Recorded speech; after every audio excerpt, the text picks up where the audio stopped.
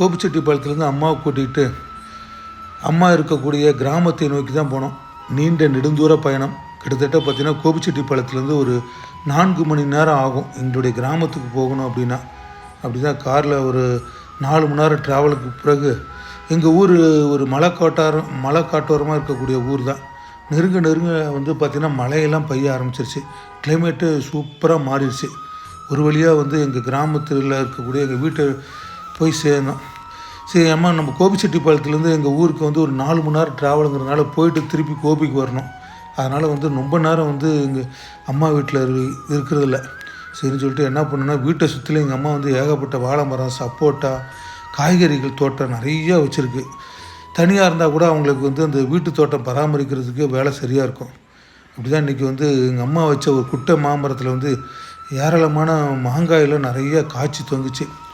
சரி, அவ்வளோ மாங்காய் எங்கள் அம்மா என்ன பண்ண போகிறாங்க, நான் தான் அப்படி பறிச்சுட்டு ஒரு பக்கெட் ஃபுல்லாக இன்றைக்கி மாங்காய் பறிச்சுட்டு, அப்புறம் ஒரு வாழை மரத்தில் பார்த்தோம், மந்த வாழை ஒரு காய் நல்லா பழுத்திருந்தது. சரின்னு சொல்லிட்டு எங்கள் அம்மா கிராமத்தில் இருக்கிறனால அவங்க ஈஸியாக அந்த வாழை மரத்தெல்லாம் அப்படியே வெட்டி பார்த்திங்கன்னா அந்த மந்த வாழை மரம் ஈஸியாக வெட்டி, சரின்னு சொல்லிட்டு இன்றைக்கி வாழைத்தாறு, மாங்காய், கொஞ்சம் காய்கறிகளோடு தான் இன்றைக்கி கோபிச்செட்டிப்பாளையம் அப்படியே கிளம்பிட்டோம்.